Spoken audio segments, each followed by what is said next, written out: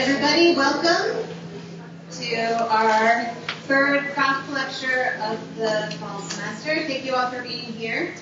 It is my great pleasure to introduce our distinguished speaker, Dr. Lyla June Johnston. Dr. Johnston holds a doctorate in philosophy in Indigenous Studies from the University of Alaska Fairbanks and proudly carries forward the heritage of her Navajo and Cheyenne ancestors.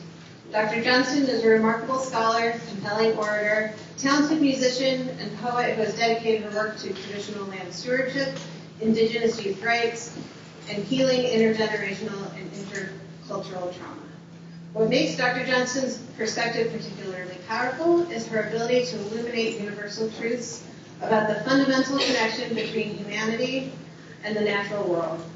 Drawing upon Indigenous knowledge systems, she offers us transformative insights into how humans can live and work in partnership with nature, moving from extraction to reciprocity, from dominion to balance. Her work shows us a path toward thriving in harmony with the living systems to sustain us all holistically. Please join me in giving a warm OU welcome to Dr. Lyla June Johnston.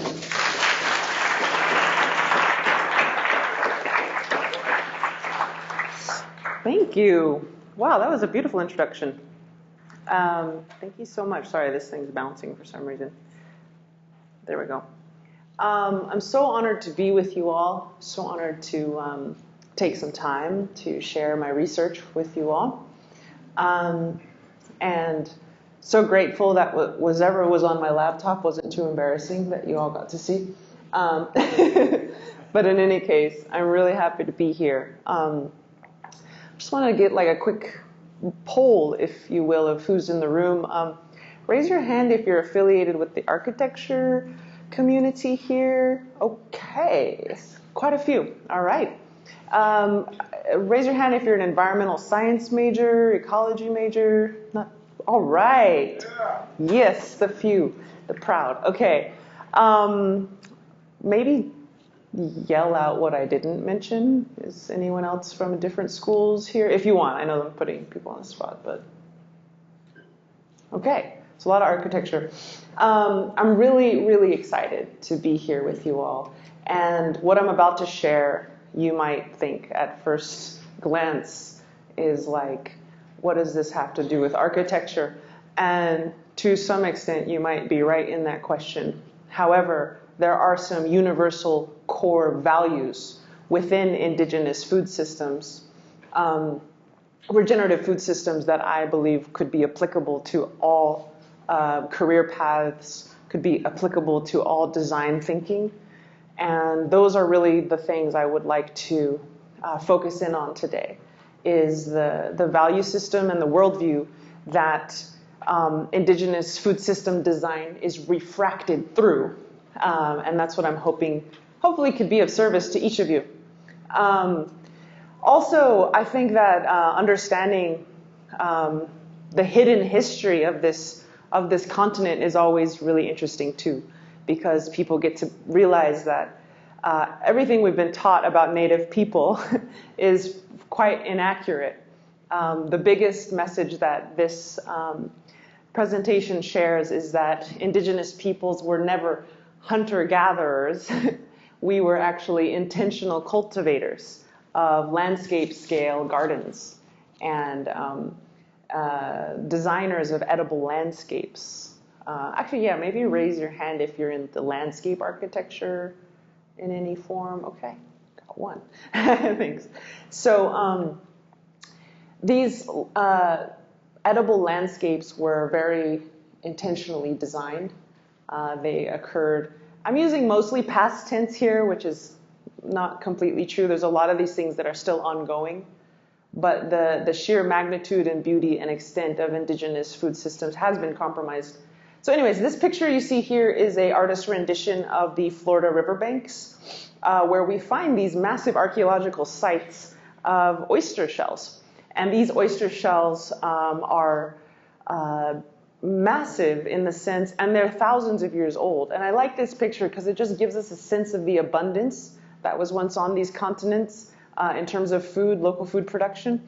But I'll get into a lot more ideas here in a second, looking at some ancient and contemporary case studies of indigenous design, indigenous landscape architecture, their underlying strategies, and most importantly, their philosophies, which I am hoping you can apply to your work no matter who you are. So the first story I like to talk about is the Shawnee chestnut groves, which originally people thought that the extent of the chestnuts, which once grew from Maine down to Georgia, were actually naturally occurring or randomly occurring. We now know that this chestnut grove, which grew from Maine to Georgia, was actually by design. It was intentionally propagated by human beings thousands of years ago, and it was maintained successfully for thousands of years.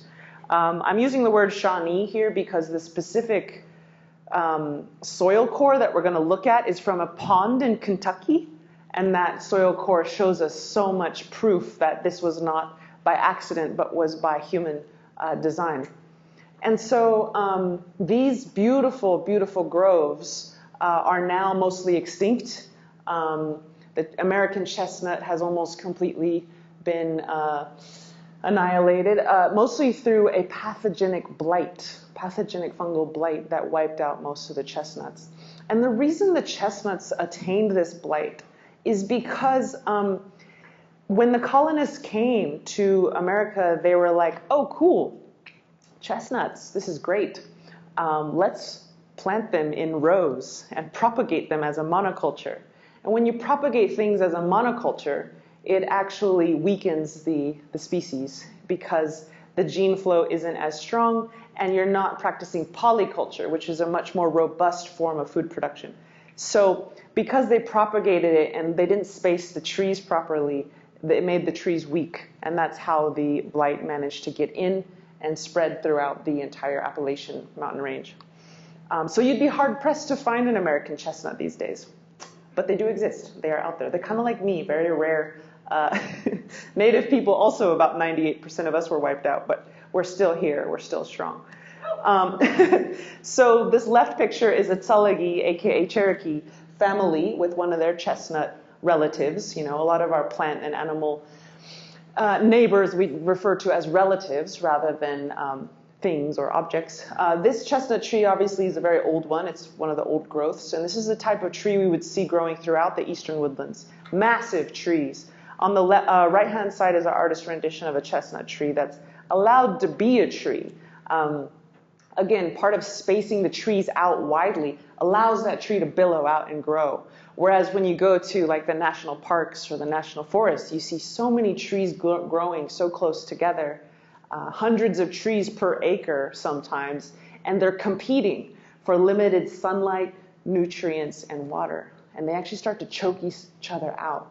So when you see those trees in the national forest growing tall and straight and skinny, they're fighting for the sunlight. They're racing to the canopy. But when they don't have to race each other, they kind of get to like be a tree and billow out and grow horizontally as much as vertically. So part of this polyculture of spacing the trees also allows you to do something very interesting. It allows you to burn the forest floor safely. Because if you have 13 trees per acre, just a few trees per acre, you can actually burn the forest floor, which is just going to be meadows at that point and maybe a few shrubs. And there's not going to be a lot of trees for the fire to catch on to. And so that's what we call a cool burn, which I will get into. So I'll show you how fire shows up in the fossilized charcoal record here in a second. So one of the things I like to share is a soil core that was taken from Cliff Palace Pond in Kentucky that shows the fire-managed chestnut forests of yesteryear. So when you take a soil core out of a pond that has no drainage, but it's just, self-contained, you can find fossilized pollen stratigraphed in the soil core, sometimes thousands of years deep. And so when pollen falls on top of a pond, it sinks to the bottom and fossilizes. And when it does, another layer goes on top of that, on top of that, on top of that. So sometimes you can reconstruct the vegetational history of a place by examining these soil cores and what happened over time. So I'm going to show you the data of this pond that we found. So on the left-hand side is time. So the deeper you go, the older the sediment is. And you can see this is a 9,500-year-old soil core. 9,500 years of information. And you see in this red line here, in the chestnut column, each black part is the presence or absence of a certain type of pollen. You see chestnut pollen coming in kind of out of nowhere about 3,000 years ago, very strongly. You see next to it hickory nut coming in as well. And right beside that, about 2,000 years ago, you see black walnut coming into the picture, seemingly out of nowhere. You also have some other domesticated edible plant species, such as sumpweed, sunflower, and goosefoot coming in stronger. And interestingly, on the very right-hand side is fossilized charcoal. So that is our evidence that this food forest was instituted about 3,000 years ago and managed through the routine application of gentle fire. And what happens when you burn throughout a sparsely wooded area? Well, like I said, it's not catastrophic fire, it's not the scary Bambi fire, it's the happy fire. It's creeping along the ground. I'll show you a picture of what that looks like in a sec.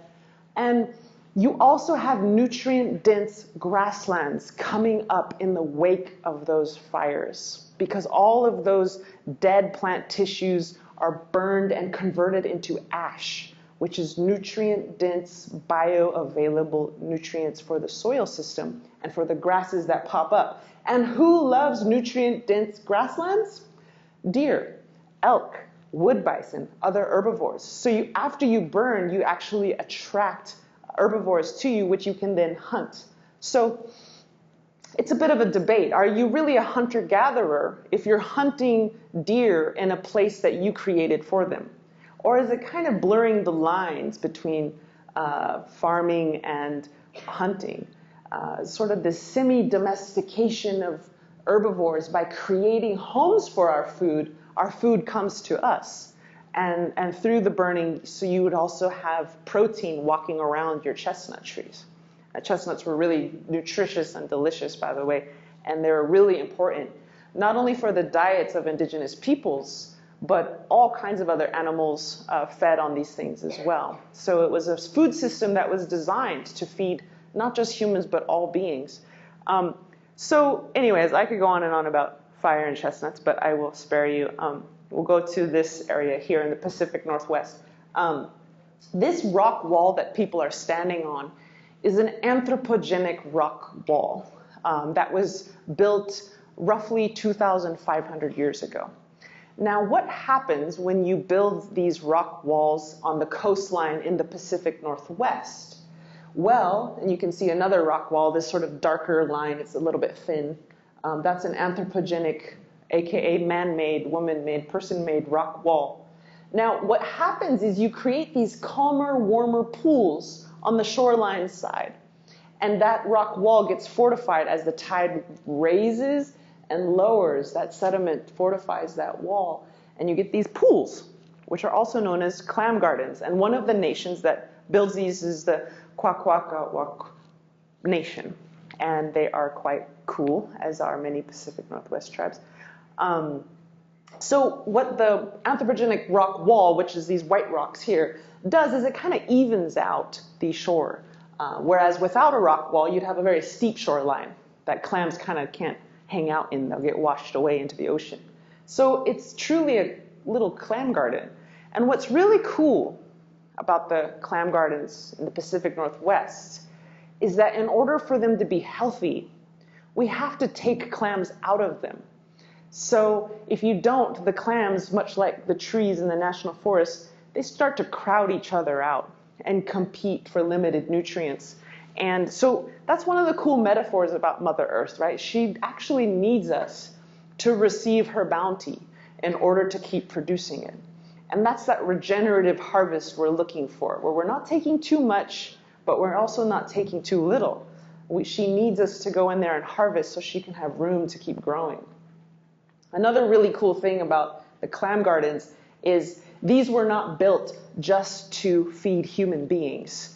These were built to feed the raccoons, the minks, the water birds, the otters. And that's something I'd like you all to take away from this lecture, is how can we be less anthropocentric in our design and thinking process? How can we remember, like, oh yeah, kind of like a narcissist who realized, wait, I'm not the only one in the universe. Who would have thought? There are other people here. There are other animals here. There are other plants here. They have needs too. Huh, crazy. So building structures that are so abundant that they not only feed us as Homo sapiens, but they can also nourish and support all other life forms. On the right-hand side, each one of those red lines is where we find these anthropogenic rock walls. And again, these are thousands of years old, the oldest one being 2,500 that we know of. And we're talking, this is a Quadra Island area above Vancouver. It's actually a huge area. And we're talking miles of anthropogenic rock walls. It was a huge effort, and 35% of the coastline of the ocean, like tidal coastline, I should say, was converted to clam gardens. So I find this very inspiring that human beings with our own bare hands can create space for life to flourish. And it challenges this notion that humans are just always making problems and they're always destroying everything and we're like a pest and a virus and a blah, blah, blah. Because in this case, we're actually a catalyst of biodiversity, catalyst of ecosystems health. And it kind of gives us this hope that if we've done it before, theoretically, we could do it again. And a lot of these clam gardens went into disrepair, but a lot of them are being revitalized as we speak. So this is Ahupua'a system of Hawaii. Has anyone heard of these?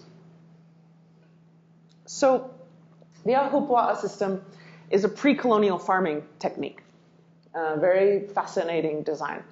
So each watershed, sort of defined by those white dotted lines, in pre-colonial Hawaii, and still today there are some still thriving, are districts, counties, if you will. And so in pre-colonial Hawaii, this bioregional districting was created so that each person's kuleana, each person's responsibility was to their watershed. So everyone in that watershed was working together to holistically manage that watershed. So the top layer of the Ahupua'a in the high mountains is the realm of the gods. So we didn't really go up there unless it was for offerings or prayers. Below that, however, you have the taro fields. So this is sort of a scaffolded food system. Each little layer you go down, there's a different kind of food production. So the taro fields are called lo'i. And the lo'i are so abundant that they produce this root called the taro root that can be pounded into a pearly dough called poi. A very important part of the traditional Hawaiian diet. And below that, you'd have your breadfruit tree groves, which are also a very yummy, delicious, nutritious food source. And below that, you'd have your fish ponds. And the fish ponds are very interesting. They're a lot like those clam gardens, but they have a hole in them here, like a gate. And those gates have a grate so that small fish can get in. They eat all the yummy nutrients flowing down from the taro fields and the breadfruit trees that they get so fat they can't get out of the fish pond. So it's sort of a clever, elaborate fish trap. Now, the really interesting thing about the Ahupua'a system is that a recent study was published, a very rigorous study, that sort of extrapolating what current day Ahupua'as can produce, that across the islands, the Ahupua'a could very well have produced enough food for 1.2 million people. And so we know that this was and is a very abundant food system design. And this food system, that's more people than live in Hawaii today. So we're looking at these archaeological sites, and we're thinking that there were probably more people living in Hawaii in pre-colonial times than there were today.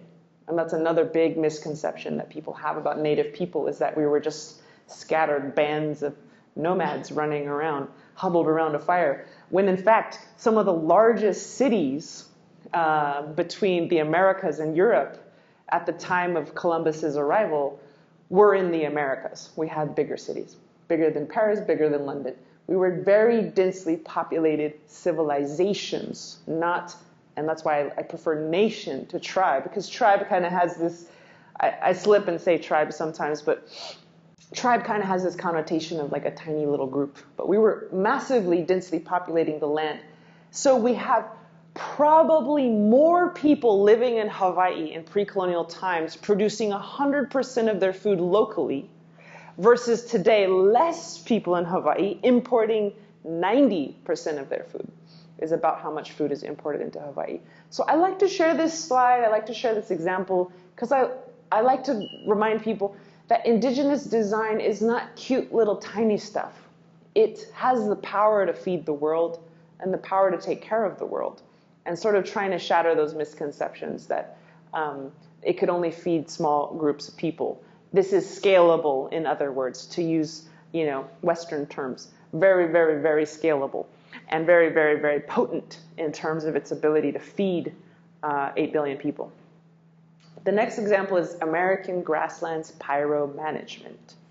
This is, I've become a bit of pyromaniac with my research, but it's very fascinating how fire was leveraged. So this is a quote from a scientific article.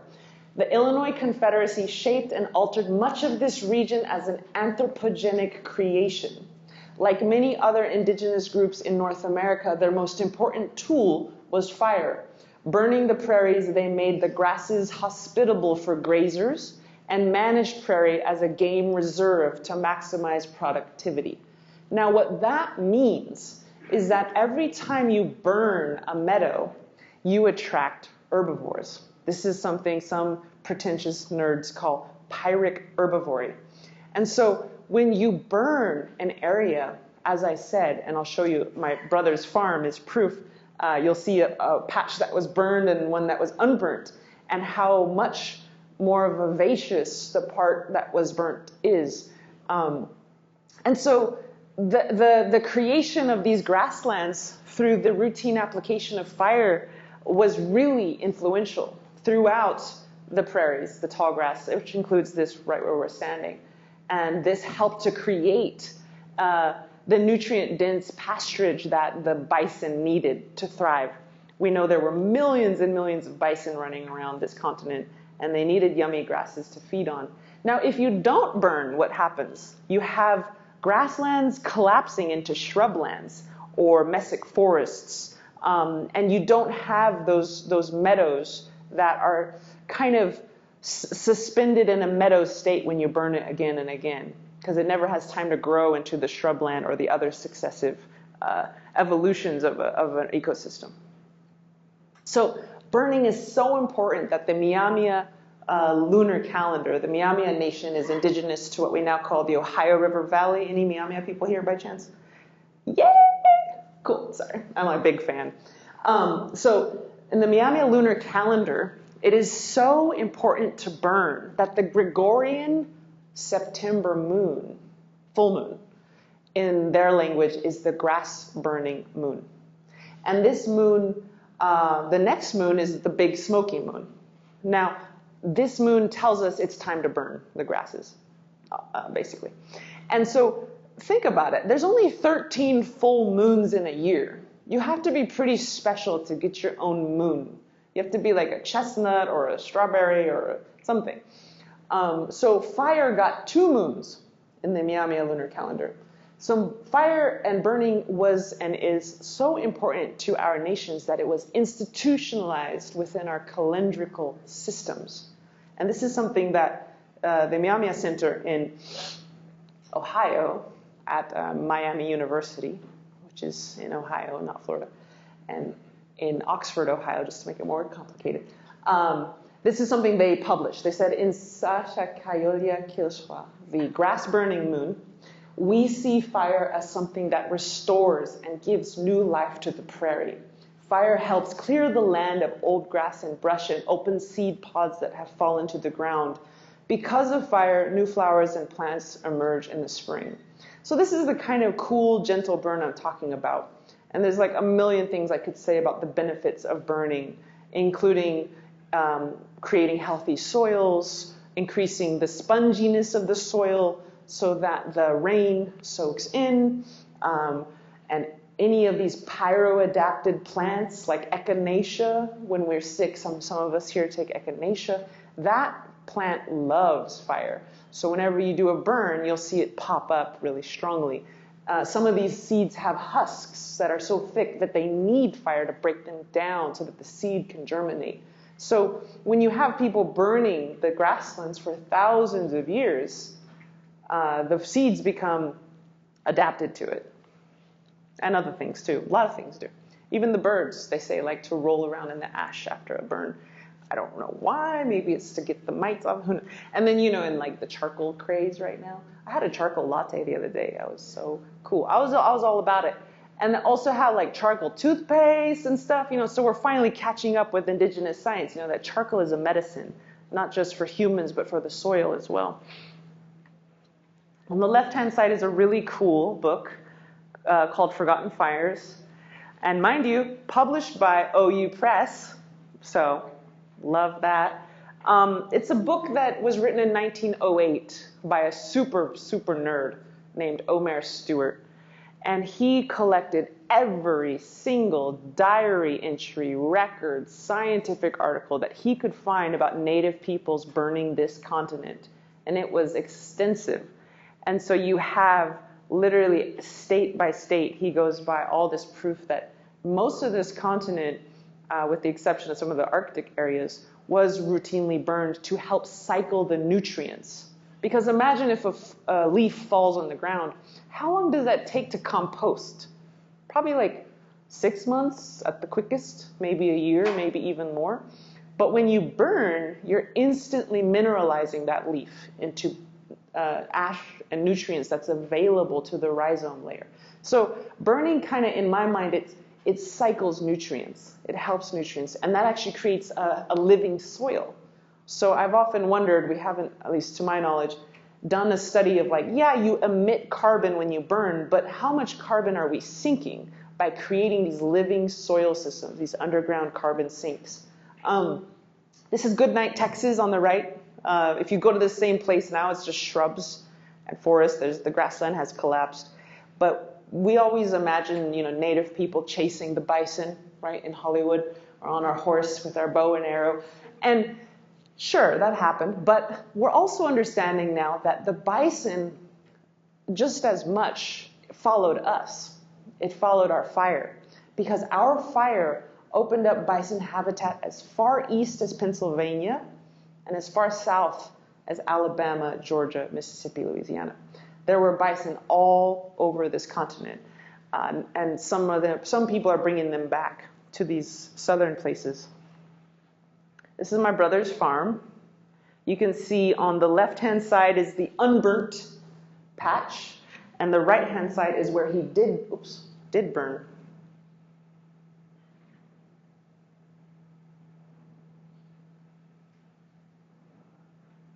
So you can see quite a marked difference, right?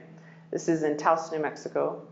I like to show this video because I always talk about this, and he was, listening to me, and I was grateful that I'm not just a crazy lady, that this actually does work. Because I read about it, but it's nice to see it with your own eyes. Right. So the anthropogenic cane ecosystems are more like a bamboo, and this bamboo was used to make baskets, arrows, rafts, flutes, adornments, architecture. Just like bamboo is used for all the things we use these days, it was very versatile. And so the thing about cane, they call it cane brakes. Some of you may have heard of them or even have hung out among the cane brakes. In the middle picture, if they crowd each other out, again, they will choke each other out. And they crowd out the sunlight, the light can't get in, so it requires constant human disturbance. It's a human-dependent ecosystem. Without us, it kind of just collapses on itself. So constant harvesting and burning. You can burn these cane brakes, and every time you burn one, 5 more pop out. It's one of those things that loves fire. And so I have this is the bison belt, by the way, kind of showing where bison were. Since we're talking about the American South, you can see that brown area is where bison were.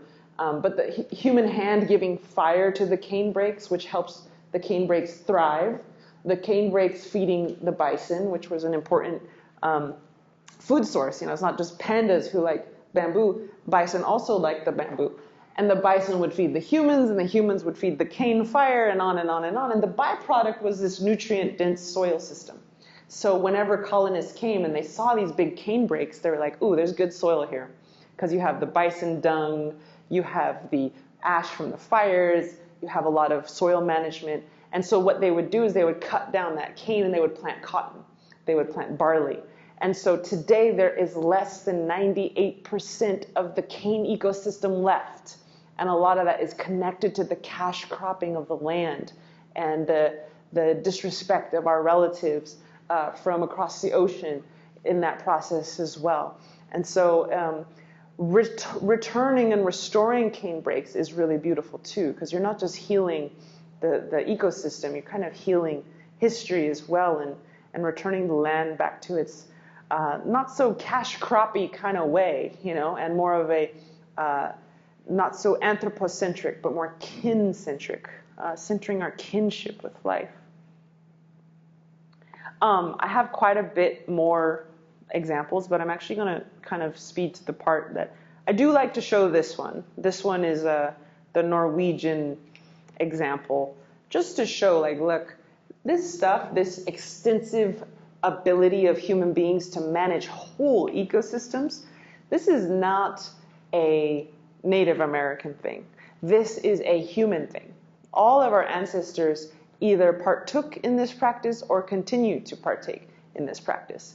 So in the Mesolithic era, which is thousands of years ago, we see the exact same fire burning technique. So these nerds studied 63 ponds in southern Norway. And those ponds also carry a story of fossilized charcoal. And they analyze these soil cores to see the ways in which people were doing anthropogenic burning in southern Norway. And they wrote that anthropogenic burning is different from natural fires. The fires set by people were smaller and less intense. They were predictable and almost immediately productive, as you saw with my brother's farm. It, you know, produces vegetation pretty quickly, creating mosaics in a complex pattern of vegetation of burnt and unburnt patches. And because these fires reduced available fuel, they provided protection against the disruption of natural fires. And so that's the funny thing about fire, is it actually prevents fire. Whereas most of us believe, with a few folks who argue that it's not true, that the more you burn, the more you reduce the fuel loads in an ecosystem.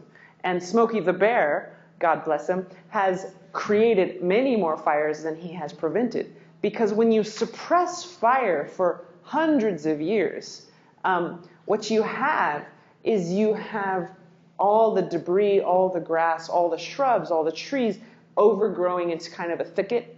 And mind you, they're competing for limited water in the water table. So they're sucking up all the water, and then they're dried out because there's none left for them to suck up. And then what you have is a tinderbox waiting to catch on fire.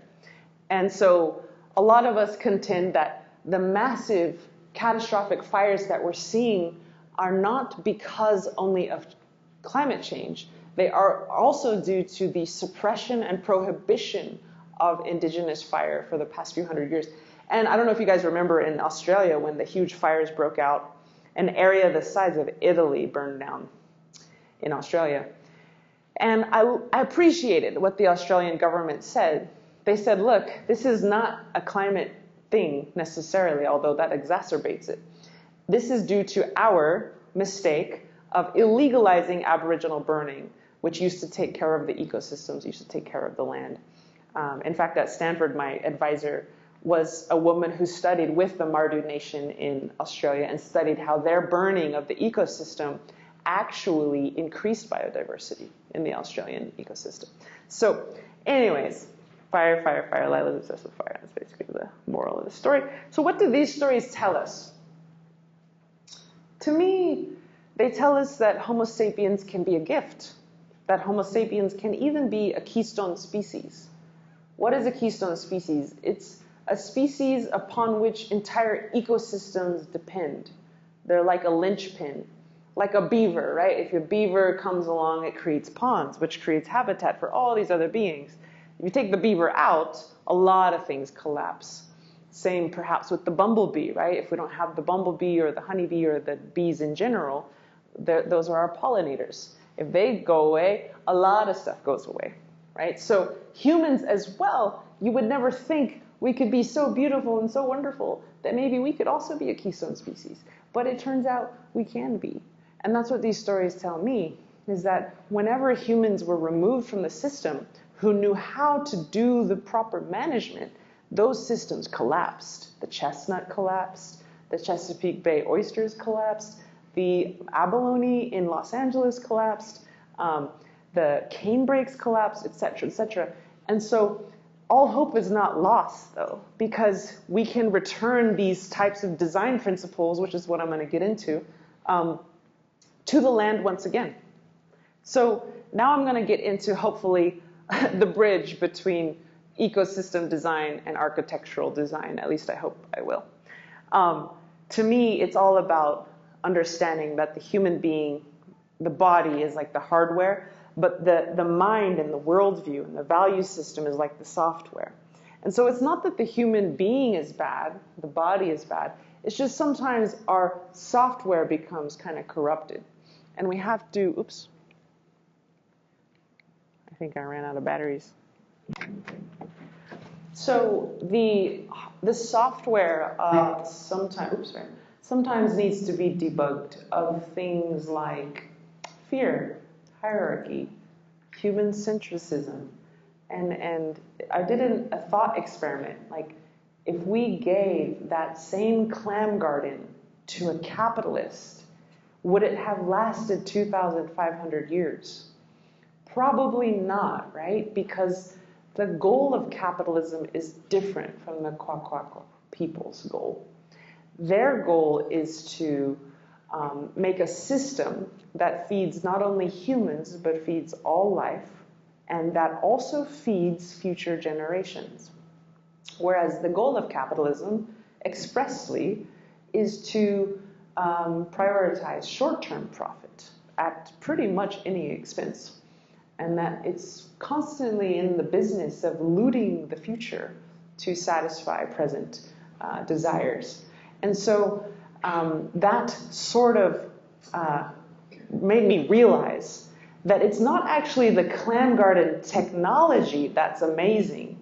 It's actually the value system of the people who built the clam garden. That is actually the secret sauce. Because you can hand the exact same technology to two different people with two different goals, and you're going to get different outcomes. And so the value system is really the design principles that I would offer to you all as you go out into the world and do your amazing work and do your amazing stuff. Here are some of the design principles of the Anishinaabe Nation. The value system example I have here is the Anishinaabe 7 grandfather teachings. And each of these things are what the elders are tasked with inculcating in the next generation. That these are the most important 7 virtues to them. And they are honesty, humility, wisdom, love, respect, bravery, truth. And these are obviously translated into English, which is hard to do. So I don't have the proper Anishinaabe terms up here, which probably have maybe a deeper, more expansive meaning than what these words are, but they're the closest translation we could find. And each of the virtues has its own animal associated with it. And you can see Sasquatch got honesty. So, any Sasquatch fans out there? According to the Anishinaabe, he is real. So in any case, these, to me, is like almost like a disc that you can pop into someone. Oops. But anyways, so these value systems to me are like almost like an operating system that you can kind of plug into someone and they're going to act differently, right?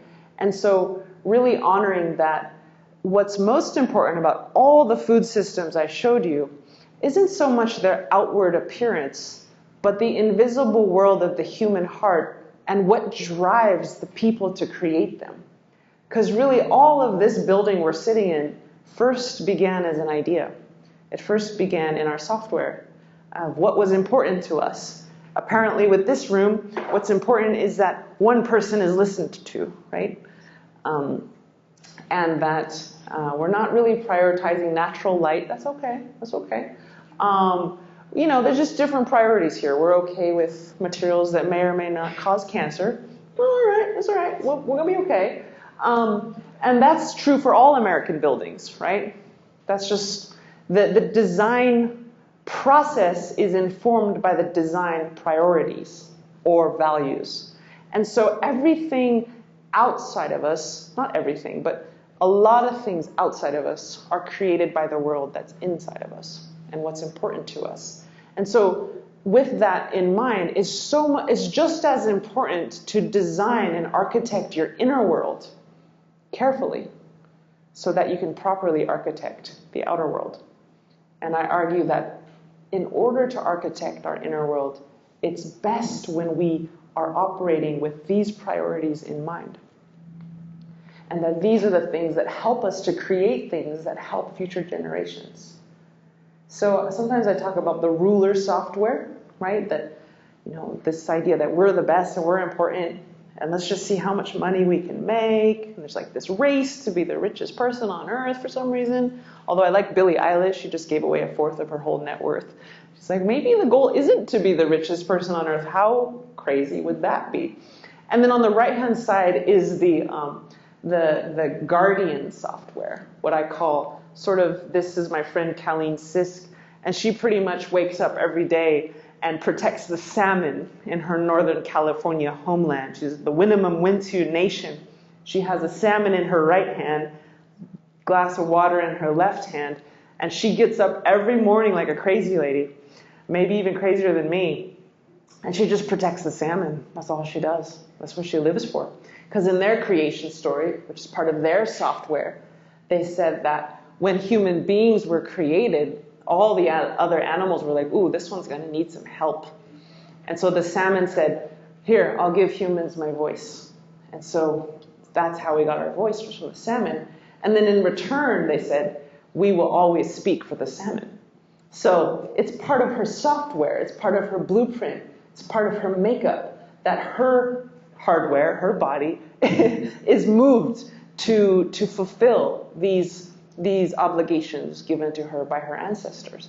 And so it's all kind of crazy, you know, to think how the invisible world of the human heart, the invisible world of human culture, in which is encoded our value systems of what matters, ultimately is what creates the visible world for human design and human architecture of all kinds.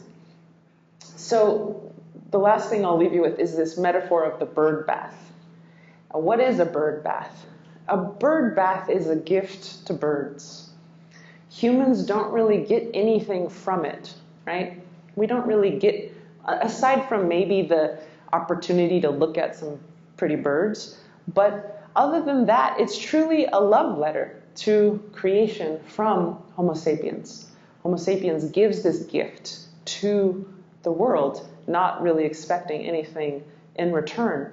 And so when I speak to landscape architects or engineers or other kinds of designers or architects in general, I always beg them to consider, how can our creations help plants and animals? And I know that sounds maybe crazy in this tradition of architecture, but truly this idea that when we serve life, when we take up our mantle as the guardians of life, as the protectors of life, we remember our true ecological role as human beings, which is to be her caretaker, her guardian, not her ruler. And when we do this, as you may know, Saint Francis de Assisi, he became a saint through his service to plants and animals. This is way back in Italy, a long time ago. And so I think it truly spiritually elevates us when we take all this power vested in us as human beings, And we have a lot. These opposable thumbs, these big brains. And we put that power in service to life. Not just plants and animals, but all of our people, all people. Then we use our power for good. And I think about the similarity of a parent with their child, right? The parent has a credit card, the parent can speak English really well, the parent has a car, a driver's license. They have a lot more power than the little baby that they just brought into the world, right? But that power was never meant to give them a license to dominate and enslave that baby, right? It was meant to give them the power to care for that baby, the ability to protect that baby. And so similarly, if we kind of think about that with human beings and the earth, I don't think we were ever given all this power and opposable thumbs so we could dominate the earth. No, these were gifts given to us to enable us to take care of the earth in a way that no other species can. There are things we can do that no other species can do, such as the routine burning, such as the Chesapeake Bay oyster management and the clam gardens, and that we have an opportunity to take up our ecological role again. Just like there's things the beaver can do that we can't do, right? I'm not good at gnawing through trees, but or like a bumblebee can do, but we all have our role. And so I think our role is to create more bird baths, if you will, to take all this power vested in us and bend down low to the ground and give it to the world, and to remember our ecological role, which is to be the stewards of the land. And the last thing I'll say is that the Yoruba word, a West African culture, their word for human being is Inian, which means the chosen one. Not chosen to dominate the earth, but Creator said, this one will take care of the earth. This one will protect the earth. This one will be my hands and feet to care for life and to be the groundskeepers, if you will, the landscapers, the designers. So these are the software that I found throughout all of the case studies that I looked at in my dissertation. Indigenous Regenerative Ecosystem Design software, or the driving values, are respect for the earth and each other, reverence for the earth and each other, reciprocity for the earth and each other, responsibility to the earth and for each other, relationality with the earth, also like aka kinship, like we're relatives, seeing the earth as our relative versus a natural resource or an object, restraint with the earth, not taking more than we need, crazy idea, I know, and regeneration with the earth. So to me that means, and with each other, means always leaving something better than you found it. Being an asset, being a value add, to use a corporate term, to the land. And that these are the things I found across the board in all the dozens of case studies I found of indigenous food systems. So these are my key takeaways. Maybe you have other ones, but humanity's been a keystone species before. We can become one again. Our technology doesn't need to change as much as our values do. We can take what we need while nourishing and regenerating Earth at the same time, and that this is scalable if we follow the leadership of unique indigenous traditional leaders. And sort of reframing this continent as not America's, but as Turtle Island, which comes from one of our creation stories, and a densely populated, extensively managed continent, rather than what most people teach us, which is a terra nullius, land that nobody was there, just a few Indians running around, and it was all wilderness. In our world, there never was wilderness here. It was always an extensively gardened continent. And that's that.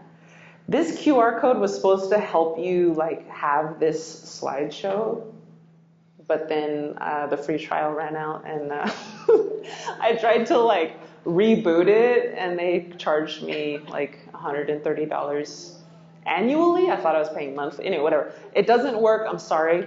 But I have similar talks like this on YouTube. That's the title of my dissertation if you want to check it out, my website, blah, blah, blah.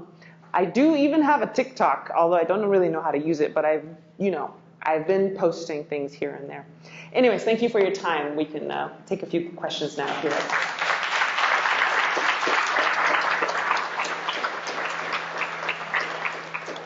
We have maybe 15 minutes for questions? Yeah? Okay. Any questions or comments, ideas?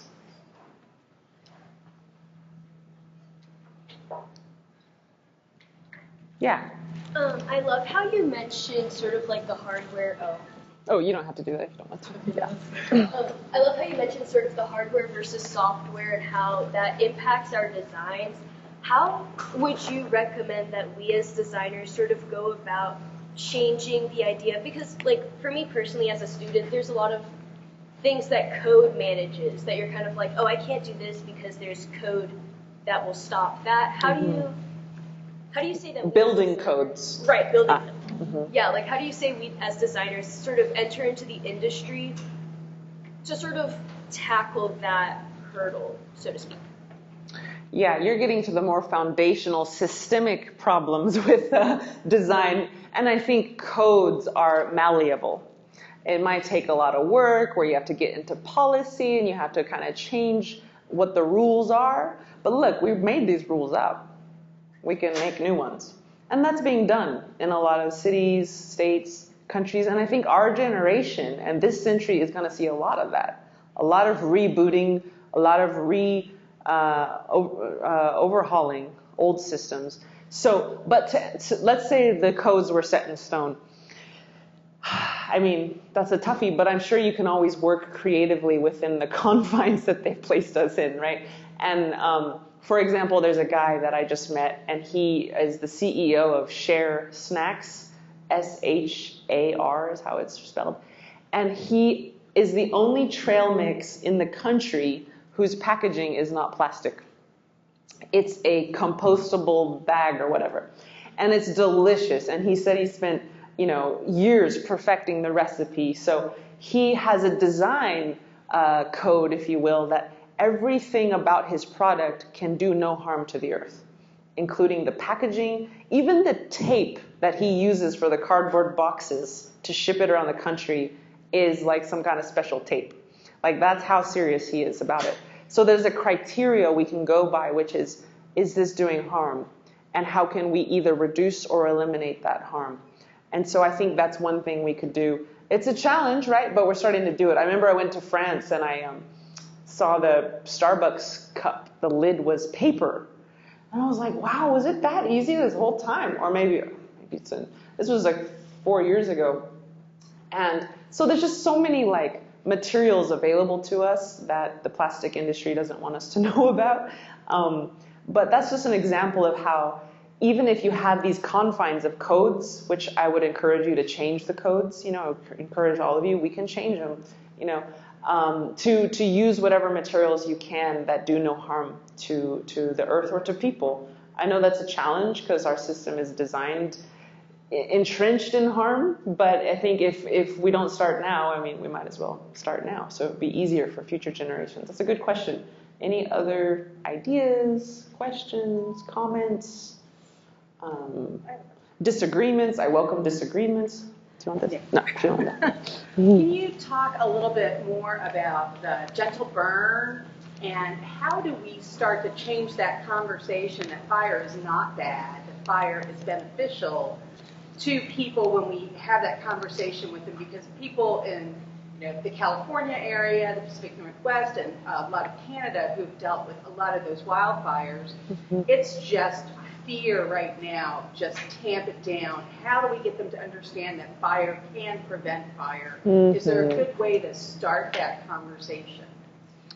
Well, interestingly, in California, after the big Santa Cruz fires, I think that was maybe 4 years ago, 5, that's when they actually got interested in native burning techniques. Because they saw actually what happens when you don't burn, when you don't manage to fuel those, because that was also their policy in that area.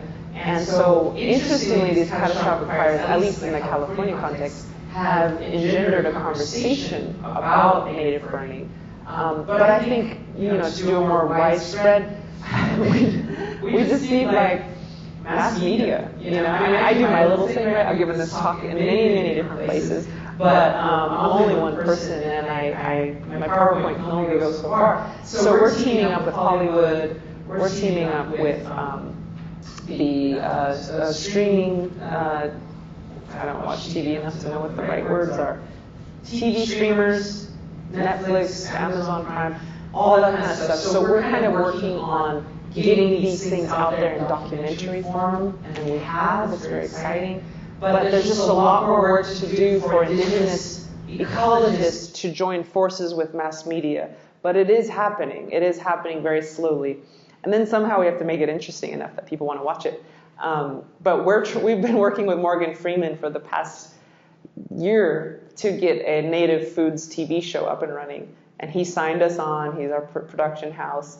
And we want to make it fun, almost like a cooking show, travel show, but it's like Native foods.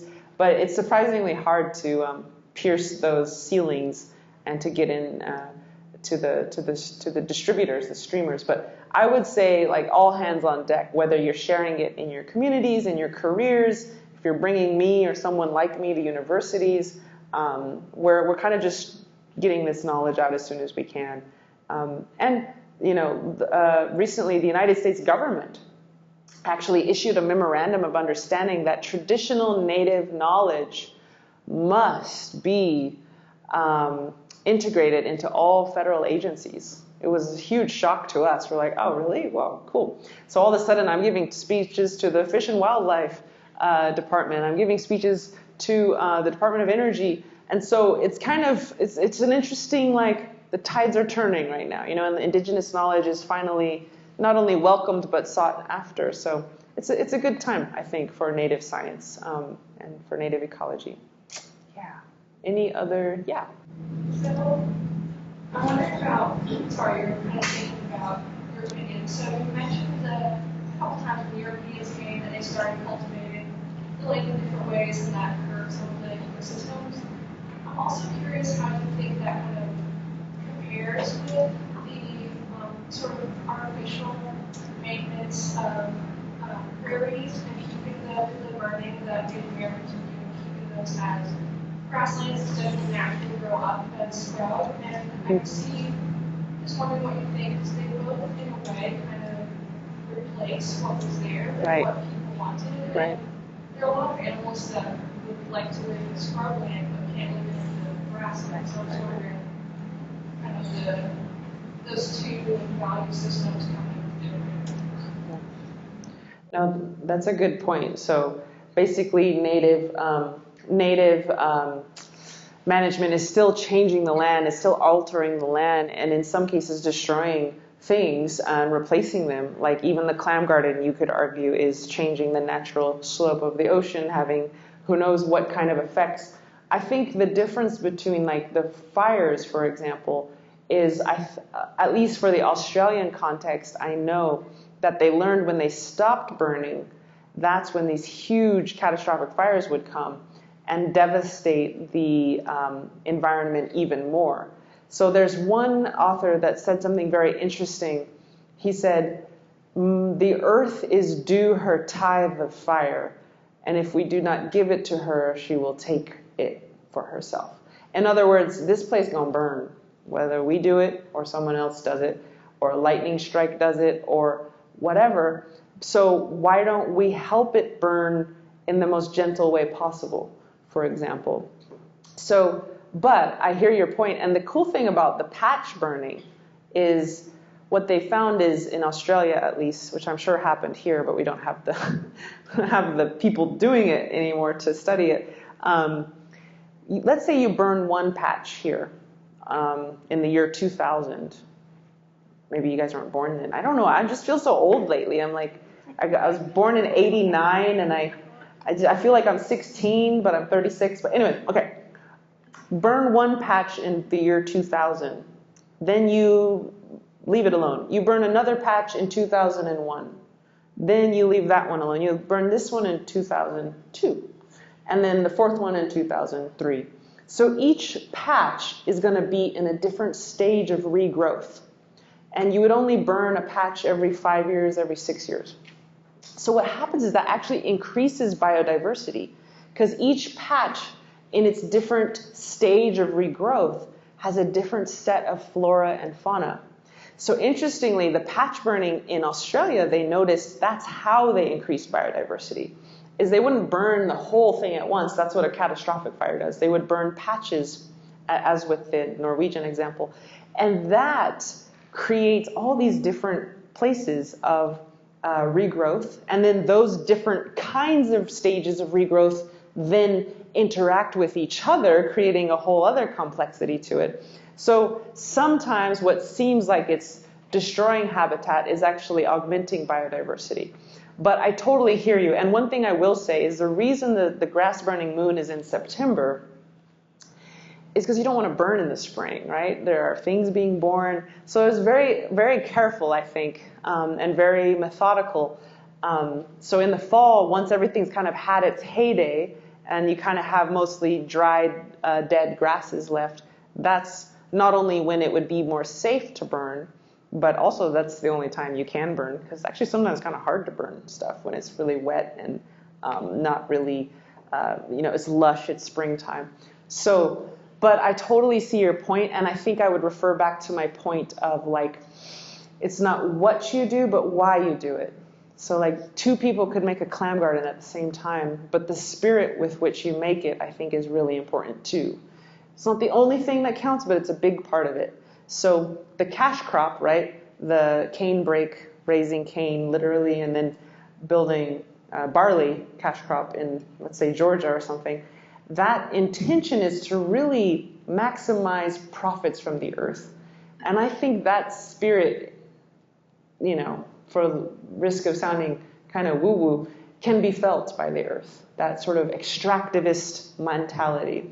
Whereas the prairie burning has the mentality of stewardship, of like, okay, the bison are going to be here in a month. We better burn so that there's going to be pasturage for them, et cetera, et cetera. So I do see your point, though, and I think there's merit to your question, and it just highlights how careful you have to be when sort of manipulating or managing nature. You have to be very, very careful, and do it as gently as you can. Possible metaphor would be a garden, right? If you look at a garden, it's been manipulated, right? But hopefully it's been manipulated in a way that supports life and kind of curates a space that is respectful of life. That's a good question. Any other ideas, questions, comments? Happy for disagreements as well. I think a couple of times you've kind of said we when you've been talking about are you working with people? Who else should you be watching? Well, the Snohomish Nation in Washington is the one revitalizing their clam garden right now. Snohomish. The Muskogee are going to Alabama right now. They're in Alabama.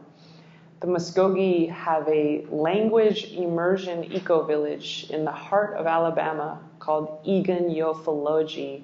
That's spelled EKVNYEVE.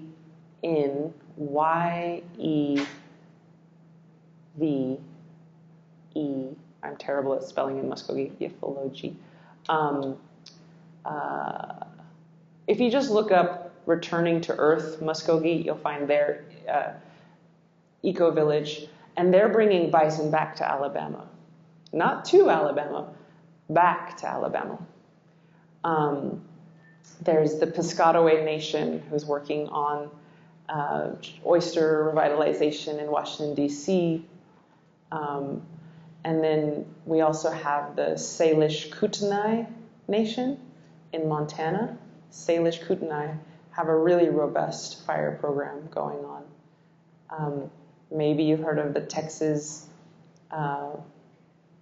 Buffalo Project. It's run by a really cool Lipan Apache woman she's trying to unite the tribes that are left in Texas through the bison, and she's doing a wonderful job. We have also in my community a group called Nehikeya, which means our footprint, technically, but it also means our land.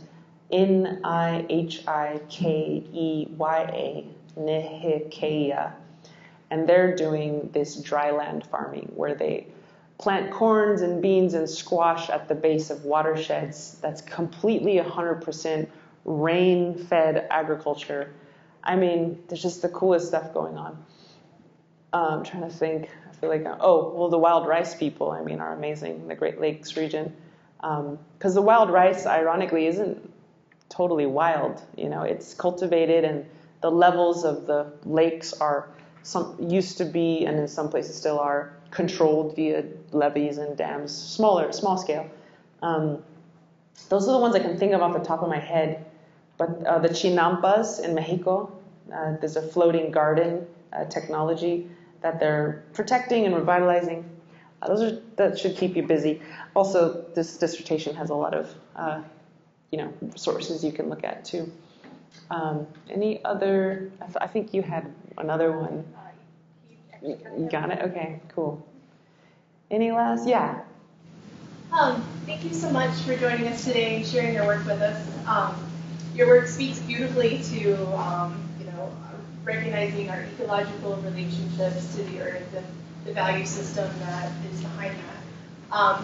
Yet many of our challenges are in social systems.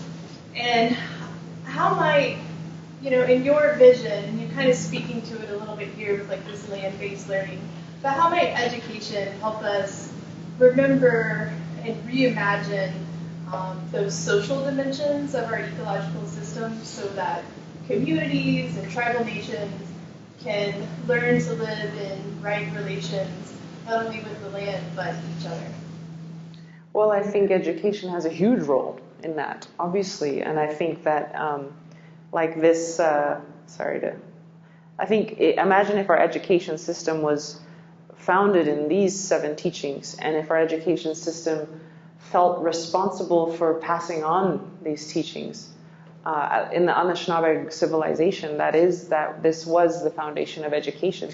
And so I think bringing this in whenever we can. I don't know if anyone here can remember a teacher in high school or middle school who just kind of hit you in a different way, when it was like the words that they said and the content they gave you had values in it and had care embedded within it.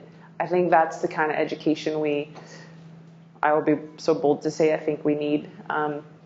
That education that is not neutral, but and not taking sides either, if that's even possible, but an education that is about care, and an education that is about equality, and an education that is about understanding each other. I mean, gosh, we're so divided these days. I often envision and dream of more and more conversations between people who are just I want to have like a talk show one day where I'm at my little table and I have this person and this person, but we're talking, even though we vehemently disagree, we've all agreed to talk about it in a calm way and to really actually listen to each other.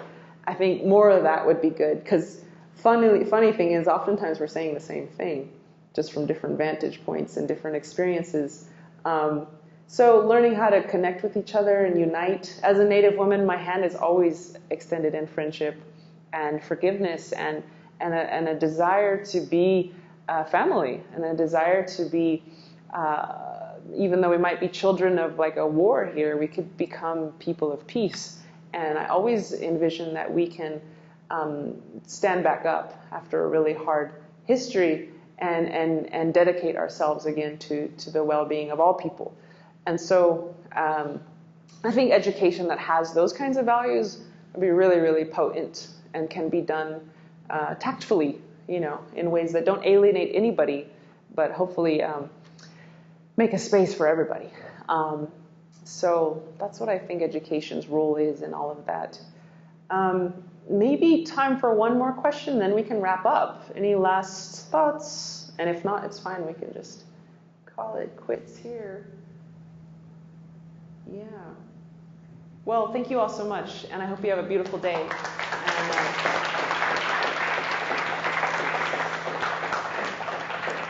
thanks for having me.